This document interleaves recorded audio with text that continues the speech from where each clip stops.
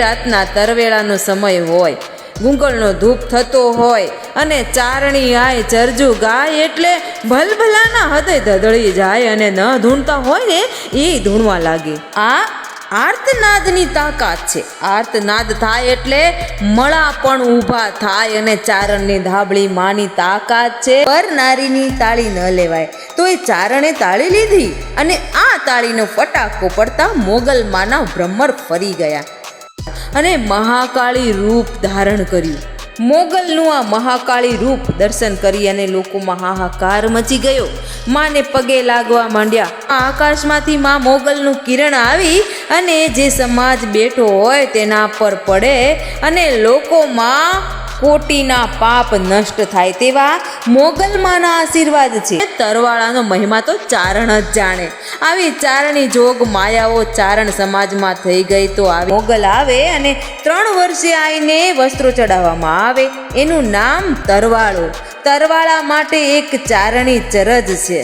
તરવાળા ઓડાવો મારી તરવાળા ઓડાવો. 9 લાખ લોબળિયાળી માંથી મોગલે મહાકાળી માંથી અવતરેલ છે. મોગલમાં એટલે એક એવી આઈ જે માત્ર કોઈ એક સમાજ નહીં પરંતુ 18 વર્ણની આઈ છે. તો આવા આઈ શ્રી મોગલમાનો ઇતિહાસ 1350 વર્ષ જૂનો છે. મોગલમાના પિતા એટલે દેવસુર ધાંધણિયા અને માતા એટલે રાણબાઈમાં. ભીમરાણા એ આઈનું જન્મ સ્થળ છે.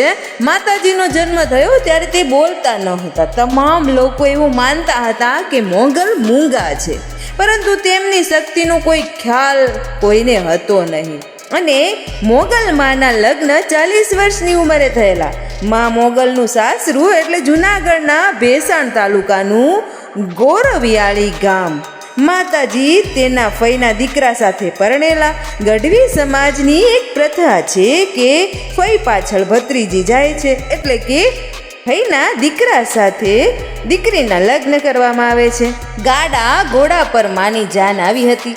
માને કામમાં 15 જેટલી ગાયો આપી, ભેંસો આપી. સાથોસાથ એ સમયે દીકરીની સાથે કામ કરવા એક બીજી છોકરીને મોકલતા. તો તે સમયે આઈ વાંજીને માતાજીની સેવા કરવા માટે મોકલ્યા.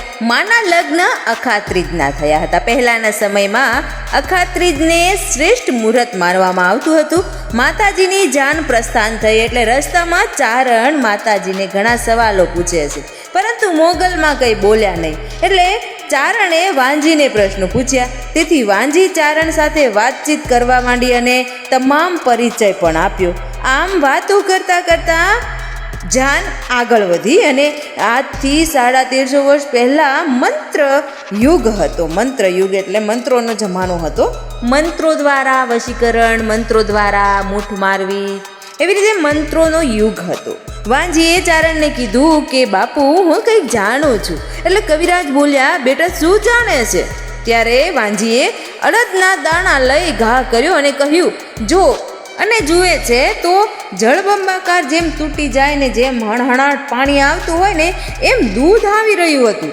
અને જાનૈયા કપડાં ઊંચા કરી અને એ દૂધમાં ડફળ ડફળ હાલતા હતા. સાથોસાથ મોગલમાં પણ હાલવા માંડ્યા, જેથી લોકોને થયું કે આમાં લાંબી બુદ્ધિ નથી, નકર આવું ન કરે. હવે આ પરચો દેખાડ્યા પછી વાંજીએ દેખાડ્યો બીજો પરચો. જંગલમાં વાંજીએ આગ લગાડી દીધી, જંગલને સળગાવી દીધું.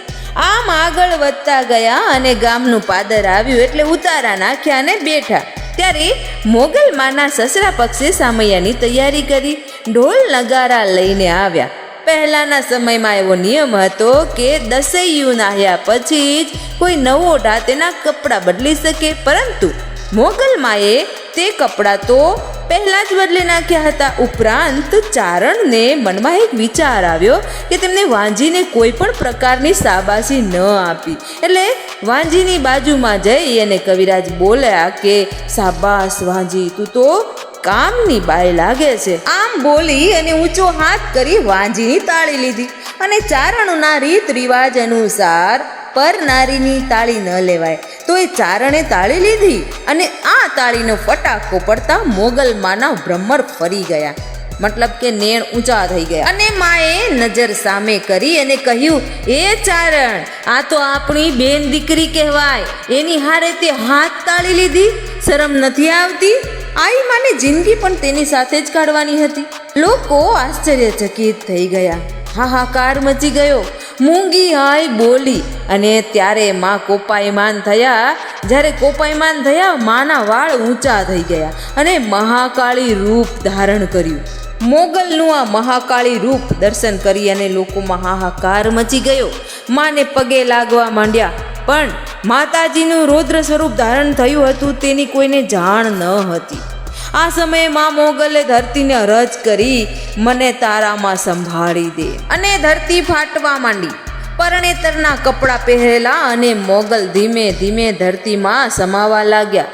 વાંજીના મનમાં સંકોચ થવા લાગ્યો કે એક તાળીના કારણે માએ રૌદ્ર સ્વરૂપ ધારણ કર્યું. લોકોને ખબર પડશે તો જીવવું મુશ્કેલ થઈ જશે. વાંજી આવીને દોડીને આઈના પગમાં પડી અને બોલ્યા, તાર તોય મારી તું અને માર તોય મારી તું. એટલે માએ દયા ખાઈ વાંજીને ખોળામાં લીધી.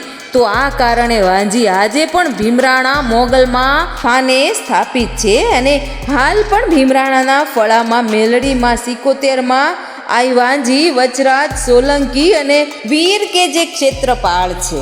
મોગલમાં ગોરવિયાળીની ધરતીમાં સમાઈ ગયા અને હાલ મોગલ પણ ગોરવી મોગલ તરીકે ઓળખાય છે.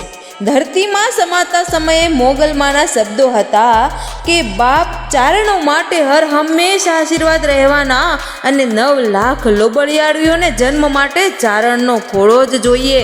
અન્ય કુળમાં આઈ નો અવતરે. 9 લાખ લોબડિયાળીમાંથી મોગલે મહાકાળીમાંથી અવતરેલ છે. ઉપરાંત આઈએ જણાવ્યું કે ધરતીમાં સમાતા સમયે જે પરણેતરનો પોશાક પહેર્યો હતો, આઈ બોલ્યા કે આ પોશાક પહેર્યો છે તેના કારણે તેમનો જે પરિવાર છે તે દર 3 વર્ષે પહેરાવે. એટલા માટે મોગલમાંનો તરવાળો રાતના 12 વાગે પહેરાવાય છે અને તે વખતે માનો ભૂવો હોય તે છાબને અડી અને ધાબળી લેવા જાય એટલે સેકન્ડ વારમાં આકાશમાંથી માં મોગલનું કિરણ આવી અને જે સમાજ બેઠો હોય તેના પર પડે અને લોકોમાં કોટીના પાપ નષ્ટ થાય તેવા મોગલમાંના આશીર્વાદ છે. આમ છાબને અડવા માં મોગલ આવે અને 3 વર્ષે આઈને વસ્ત્રો ચડાવવામાં આવે. એનું નામ તરવાળો. તરવાળા માટે એક ચારણી ચરજ છે. તરવાળા ઓડાવો મારી તરવાળા ઓડાવો, મોગલ માને કાજે આઈ ડાઢાળીની કાજે તરવાળા ઓડાવો. અને આ મુજબની ચરજુ ચારણોમાં ગવાય છે. અને પહેલાંના સમયે રાતના તરવેળાનો સમય હોય, ગુંગળનો ધૂપ થતો હોય અને ચારણી આય ચરજુ ગાય એટલે ભલભલાના હૃદય ધધળી જાય અને ન ધૂણતા હોય ને એ ધૂણવા લાગે. આ આર્તનાદની તાકાત છે. આર્તનાદ થાય એટલે મળા પણ ઊભા થાય અને ચારણની ધાબળી માની તાકાત છે કે ધાબળી ઓળી માં મળદા પર હાથ ફેરવે એટલે મળદા પણ ઊભા થઈ જાય. ચારણોના 3.5 પાળામાં 9 લાખ લોબડિયાળી, 84 ચારણ અને અનેક સંત ઈસરાસો પરમેશ્વરા, સાઈજી ઝૂલો, કોલવો ભગત, જેતબાઈમાં, હાંસબાઈમાં, રાધામાં આવા મહાન મહાન દેવતાઓ અને દેવીઓ થઈ ગયા છે. આમ માની ચરજુ અલગ અલગ ધામોમાં ગવાય છે, પરંતુ માનો તરવેળો માત્ર ને માત્ર ચારણ જ પહેરી શકે. પરંતુ હાલ ઇતર વર્ગ પણ તરવાળા પહેરવા માંડ્યા છે. ખભે ધાબળી પણ રાખવા માંડ્યા છે અને ધાબળી અને તરવાળાનો મહિમા તો ચારણ જ જાણે. આવી ચારણી જોગ માયાઓ ચારણ સમાજમાં થઈ ગઈ તો આવી ચારણી આઈને લઈ ઘનશ્યામગીરી બાપુએ માતાજીના 21 નામની પુસ્તિકા બહાર પાડી છે. મોગલમાંના 21 નામ એટલે મૂંગુઆઈ, માંગલાઈ, મોગલાઈ, લાડકી આઈ, મંગળા આઈ, મચરાળી આઈ, હલકારી આઈ, દાઢાળી આઈ, શિરોમણી આઈ, રાધેશ્રી આઈ, તાંદળિયાળી આઈ, મોગલેશ્વર આઈ, મહાકાળી આઈ, ચારણકુળ તારણી આઈ, જસવારી આઈ, 9 લાખ નેજાળી, હેમ પાંબાળી, હેમ પોબાળી એટલે હિમાલયને પાંખું આવે અને જે ઠંડો પવન આવે તેવી મહેર વરસાવનાર એટલે મોગલ. અને લોબળિયાળી ઓખાદળવાળી આઈ. ખાસ તો લોબળીમાં વૈજ્ઞાનિક શક્તિ આવેલ છે. ગુરુત્વાકર્ષણ લોબળીમાંથી બીજી પાર નથી જઈ શકતું. તેના કારણે ચારણિયાઈઓ ધાબળી ઓઢે છે.